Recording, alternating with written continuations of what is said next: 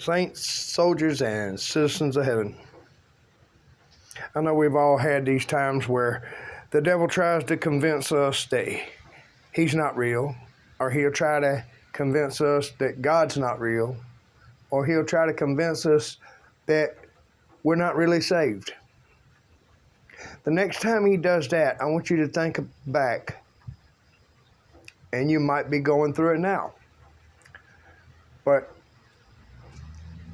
think about that sin that you had made up in your mind was something that you didn't want to do.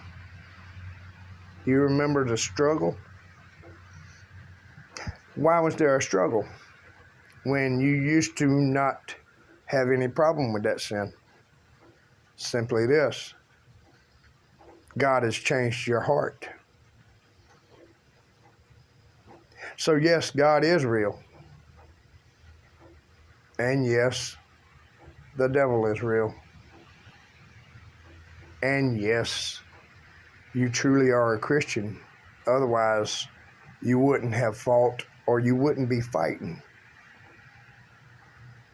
Paul said, "O wretched man that I am." He said, "I do the things that I don't want to do, and I don't do the things that I do." Now, Paul was, quote, the greatest apostle who ever lived. And if he had struggles, well, we're going to have them too. Now, if you fall, don't worry. God's got this. After all, he's the one that allowed the enemy to tempt you, because he knew that you were going to come back to him and you were going to ask him for more strength. And each time you get closer and closer to victory. One day you will hear those words, "Well done, my good and faithful servant."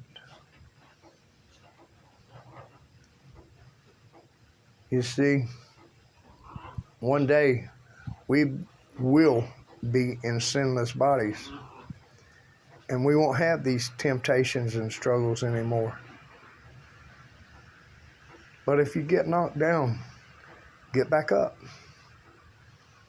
Because the saying is true. You can't beat a man or woman that won't stay down. The Bible says a righteous man falls 7 times, but gets back up again.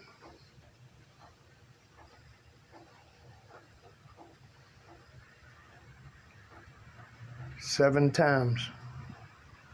In the Bible, 7 represents perfection. In other words, we fail until we get failure perfect, but we get back up again. Y'all have a blessed day. Love you guys. And keep up the good fight. Even when it seems like you're losing, especially when it seems like you're losing. Because that is oftentimes right before you get your breakthrough. Love you guys.